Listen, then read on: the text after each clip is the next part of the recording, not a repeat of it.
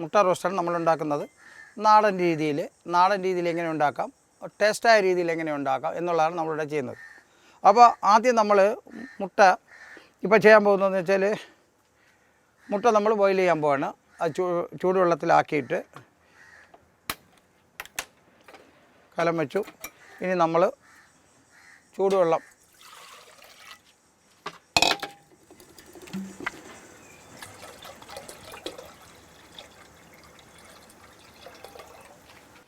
നമ്മൾ ചൂടാക്കാൻ വെച്ച് കഴിഞ്ഞു.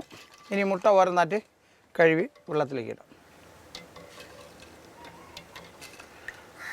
ഇതിരുന്ന മുട്ടകളെല്ലാം തന്നെ നമ്മൾ ഈ പാത്രത്തിൽ വെള്ളത്തിലേക്ക് ഇട്ട് കഴിഞ്ഞു. ഇനി കുറച്ച് സമയം, അതായത് ഒരു 10 മിനിറ്റ് കഴിയുമ്പോൾ മുട്ട നന്നായിട്ട് വെന്ത് വരും. അപ്പോൾ ഈ മുട്ട വേവുമ്പോൾ മുട്ട പിളർന്നു പോകും, അതായത് അതിൻ്റെ തോടൊക്കെ ഇളവാത്ത രീതിയിൽ വരും. അപ്പോൾ ആ ഇളവാത്ത രീതി മാറി മുട്ട നല്ലവണ്ണം ഇളകി വരണം. അപ്പോൾ അതിന് നമ്മൾ എന്ത് ചെയ്യുന്നു വെച്ചാൽ കുറച്ച് ഉപ്പ് കൂടെ ഇട്ട് കൊടുക്കും. ഇത്രയും ഉപ്പ് നമ്മൾ ഇതിലിടണം. എന്നിട്ട് മുട്ട ഇളക്കും. ഇനി നല്ലവണ്ണം തിളച്ചതിന് ശേഷം മുട്ട നന്നായിട്ട് വെന്ത് വരും. വെന്തതിന് ശേഷം മാത്രമേ മുട്ട പൊളിച്ച് നമ്മൾ മുട്ട റോസ്റ്റ് ഉണ്ടാക്കാൻ ഉപയോഗിക്കുന്ന സാധനങ്ങളിലേക്ക് ഇടുകയുള്ളൂ. ഈ മുട്ട റോസ്റ്റ് ഉണ്ടാക്കുന്നതിലേക്ക് വേണ്ടി സവാളയുണ്ട്, സവാള, ഇഞ്ചി, അത് കഴിഞ്ഞിട്ട് വെളുത്തുള്ളി, തക്കാളി, മല്ലിയില, പച്ചമുളക്, ഇത്രയും സാധനം നമ്മൾ അരിഞ്ഞ് നമ്മളുണ്ടാക്കുന്ന ഈ മുട്ട റോസ്റ്റായ ഈ മസാലയിൽ ചേർക്കും. അപ്പോൾ സവാള അരിഞ്ഞ് അരിഞ്ഞതിന് ശേഷം സവാള വരട്ടുന്നതോടെ തന്നെ ഈ സവാളയും വെളുത്തുള്ളി, ഇഞ്ചി എന്നിവ അരിയും, പച്ചമുളക്, പിന്നെ തക്കാളി എന്നിവ ചേർക്കും. എടുത്ത് നല്ലവണ്ണം ഇളകി ഈ വെളിച്ചെണ്ണയും കൂടെ ചേർത്താണ് നമ്മളിത് ചെയ്യുന്നത്. അപ്പോൾ ഇതായിരിക്കുന്ന വെളിച്ചെണ്ണ. അപ്പോൾ ഈ വെളിച്ചെണ്ണയിലാണ് ഇതെല്ലാം വരട്ടിയെടുക്കുന്നത്.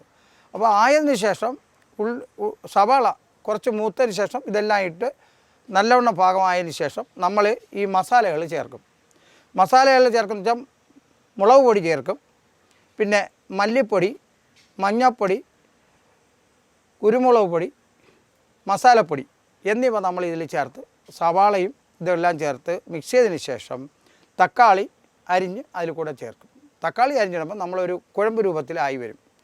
കുഴമ്പ് രൂപത്തിലായി വന്നതിന് ശേഷം നമ്മൾ ശകലം മല്ലിയിലയും കൂടെ ചേർക്കും. അപ്പോൾ നല്ലൊരു റോസ്റ്റ് രൂപത്തിൽ ഈ മസാല എല്ലാം സവാളയും എല്ലാം ചേർന്ന് വന്നതിന് ശേഷം നമ്മൾ എന്ത് ചെയ്യുന്നു വെച്ചാൽ മുട്ട നമ്മൾ തോട് കളഞ്ഞ് ഈ മസാലയിലിട്ട് ഇളക്കി കൊടുക്കും.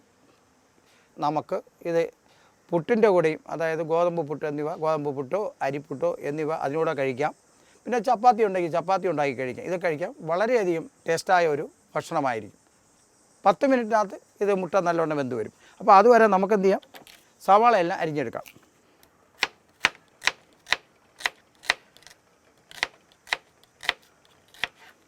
ഇത്രയും സവാളകൾ നമ്മൾ ഇപ്പോൾ അരിഞ്ഞ സവാള പോയിട്ട് മുൻപ് ഞാൻ സവാളകളെല്ലാം അരിഞ്ഞ് റെഡിയാക്കി വെച്ചിട്ടുണ്ടായിരുന്നു. അപ്പോൾ ആ സവാളയുള്ളൊരു നമുക്ക് മിക്സ് ചെയ്ത് ചേർക്കാം. നേരത്തെ അരിഞ്ഞ് വെച്ച സവാളയിൽ കൂടെ ചേർക്കാം.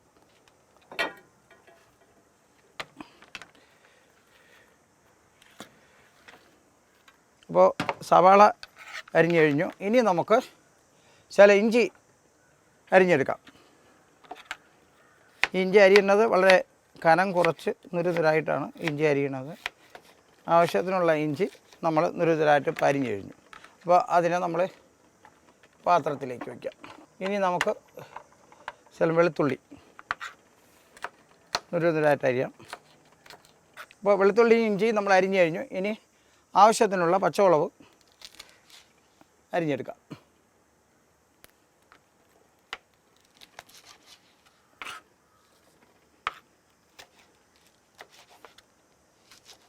പച്ചമുളക് നമ്മളിങ്ങനെ ക്രോസായിട്ടാണ് അരിയുന്നത്. അപ്പോൾ മുട്ട റോസ്റ്റ് ആയതുകൊണ്ട് നമുക്ക് നീളമാക്കിനുള്ള ഇടേണ്ട ആവശ്യമുണ്ട്. അപ്പോൾ മുട്ട റോസ്റ്റിനുള്ള ആവശ്യമായിട്ടുള്ള ഈ പച്ചമുളക് നമ്മൾ അരിഞ്ഞ് കഴിഞ്ഞ് ഇനി നമുക്ക് തക്കാളി ആവശ്യത്തിന് അരിഞ്ഞെടുക്കാം. ഇതെല്ലാം കനം കുറച്ചിങ്ങനെ നമ്മൾ നീളമാക്കിനെ അരിഞ്ഞെടുക്കും. ഒരു തക്കാളി അരിഞ്ഞു പോരാ, ഇനി നമുക്ക് ഒരെണ്ണം കൂടെ അരിയുന്നു. അപ്പോൾ 2 തക്കാളി മതിയാവും. ഇത് മസാലയെല്ലാം ആയി മുട്ടയെല്ലാം വന്നതിന് ശേഷം നമ്മൾ മല്ലിയില ആവശ്യത്തിന് ഇതിൽ നിന്ന് എടുത്തിടും. ഇപ്പോൾ നമുക്കിനി മുട്ട റെഡിയായി കഴിഞ്ഞു. ഈ മുട്ടയെ നമ്മൾ കുറച്ച് വെള്ളം ഒഴിച്ച് തണുപ്പിച്ചിട്ട് മുട്ടയുടെ തോട് കളയാം. തോട് കളഞ്ഞതിന് ശേഷം നമുക്ക് ഈ മസാലയെല്ലാം മിക്സ് ചെയ്യാം. ഈ തോടിന്ന് ഇങ്ങനെ ഭംഗിയായിട്ട് ഇളകി വരാൻ വേണ്ടി നമ്മൾ ഉപ്പിട്ട് ചൂടാക്കിയത്. അപ്പോൾ മുട്ട റോസ്റ്റ് ഉണ്ടാക്കുന്നതിലേക്ക് വേണ്ടി ആദ്യമായിട്ട് ഞാൻ വെളിച്ചെണ്ണ ഒഴിക്കുകയാണ്.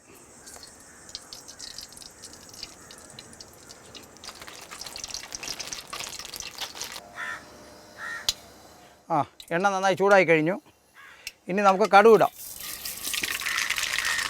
കടുക് ഇട്ടതിന് ശേഷം നമുക്ക് ശകലം ഉണക്കമുളക് ഇടാം.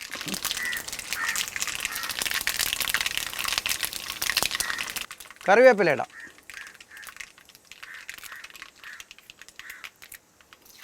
ഇതെല്ലാം പാകത്തിനാണ് നമ്മൾ ഇടേണ്ടത്. നേരത്തെ റെഡിയാക്കി വെച്ച സവാള ഇടാം. സവാള ആവശ്യത്തിന് നമ്മുടെ ഈ 10 മുട്ടയ്ക്ക് വേണ്ടുന്ന ഒരു മസാലയാണ് നമുക്ക് ശരിയാക്കി എടുക്കേണ്ടത്. അതിലേക്ക് വേണ്ടുന്ന സവാള നമ്മളിട്ട് ഈ സവാളയും എണ്ണയും കൂടെ മിക്സ് ആവുന്നത് വരെ, അതായത് ചെറിയൊരു ചുവന്ന കളറായി ആകുന്നത് വരെ നമുക്കിങ്ങനെ ഇളക്കിക്കൊണ്ടിരിക്കണം. കിണ്ടിയിട്ടേ ഇരിക്കണം. മണം വരുമ്പോൾ നമുക്കറിയാം ഇതൊരു നല്ല രീതിയിൽ മസാല ചെയ്യാൻ പറ്റുമോ എന്നുള്ളതാണ്. ഇതാ ഇപ്പോൾ തന്നെ നല്ല ഒരു വാസന വരുന്നുണ്ട്.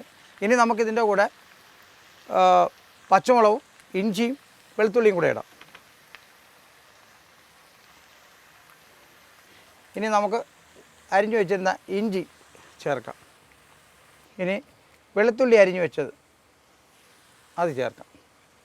അപ്പോൾ ഇപ്പോൾ പച്ചമുളകും വെളുത്തുള്ളിയും ഇഞ്ചിയും സവാളയും കൂടെ ഇപ്പോൾ നന്നായിട്ട് ഇതായിക്കൊണ്ടിരിക്കുകയാണ്. ഒന്നുകൂടെ ഇത് നന്നായിട്ട് ഇളക്കാം. നല്ലതായിട്ട് ഇളകിയാൽ മാത്രമേ ഈ സവാളയും എണ്ണയും കൂടെ നല്ല രീതിയിൽ സവാളയിൽ എണ്ണ പിടിക്കുകയുള്ളൂ. ഇപ്പോൾ പച്ചമുളകും സവാളയും ഇഞ്ചി വെളുത്തുള്ളി എണ്ണയിൽ നല്ലവണ്ണം മൂത്തുകൊണ്ടിരിക്കണം. അതിനിടയ്ക്ക് നമുക്കിനി മസാല മിക്സ് ചെയ്യുമ്പോൾ നമുക്ക് പച്ചവെള്ളം ഒഴിക്കാൻ പാടില്ല. ചൂടുവെള്ളമാണ് നമുക്കിൽ മസാലക്കൂട്ട് ആയതിനു ശേഷം നമുക്ക് ഉപയോഗിക്കേണ്ടത്. അപ്പോൾ അതിലേക്ക് വേണ്ടി നമുക്ക് കുറച്ച് വെള്ളം ചൂടാക്കാം. അപ്പോൾ പച്ചമുളകും സവാളയും വെളുത്തുള്ളിയും ഇഞ്ചി ഇപ്പോൾ നല്ലവണ്ണം മിക്സായി വരുന്നുണ്ട്. ഇനി നമുക്ക് മസാലപ്പൊടികൾ ചേർക്കാം. ആദ്യമായിട്ട് നമുക്ക് കുറച്ച് മുളക് പൊടി ചേർക്കാം. മുളക് പൊടി ഇത്രയ്ക്ക് മതി. ഇത്രയും കൂടെ ചേർക്കാം.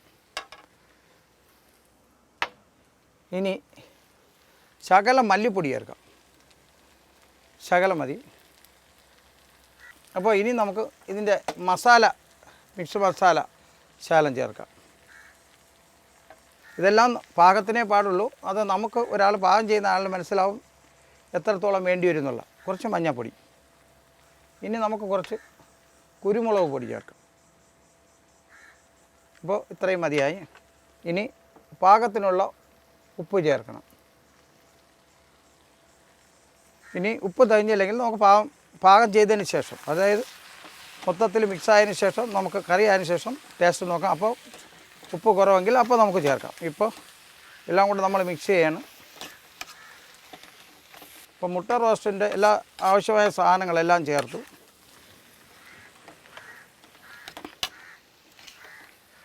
ഇനി നമുക്ക് തക്കാളി ചേർക്കാം.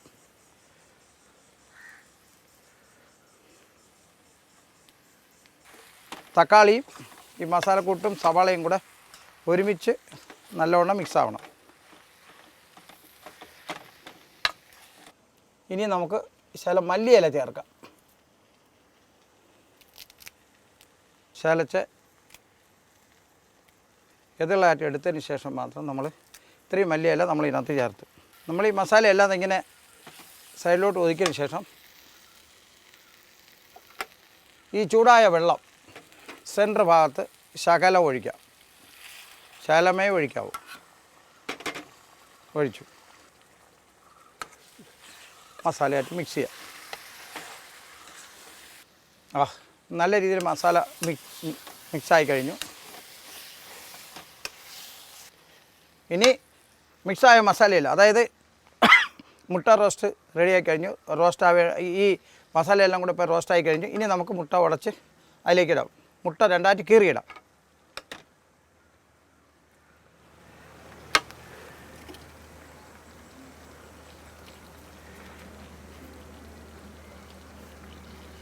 നമുക്കൊന്ന് ഇളക്കാം.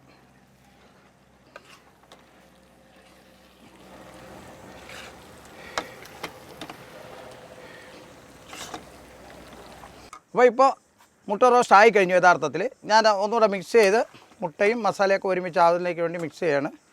ഇനി ശകലം മല്ലിയില അല്ല കറിവേപ്പില അതിലേക്ക് കയറി ഇട്ടാം. ഈ കറിവേപ്പില ഇപ്പോൾ ഇടുന്ന എന്തെന്ന് വെച്ചാൽ ഇതിലെ കറിവേപ്പിലയുടെ ഒരു ടേസ്റ്റ് നമുക്ക് കിട്ടാൻ വേണ്ടിയാണ്. അപ്പോൾ ഇനി പച്ച കറിവേപ്പില ഇട്ട് കഴിഞ്ഞാൽ അതിൻ്റെ ഒരു ടേസ്റ്റ് ഇതിലുണ്ടാകും. ഇപ്പോൾ യഥാർത്ഥത്തിൽ നല്ല രീതിയിൽ മായം ചേർക്കാത്ത, അതായത് ഒരു മായവും ചേർക്കാത്ത നല്ലൊരു മുട്ട റോസ്റ്റാണ് നമ്മളിപ്പോൾ ഉണ്ടാക്കിയിരിക്കുന്നത്.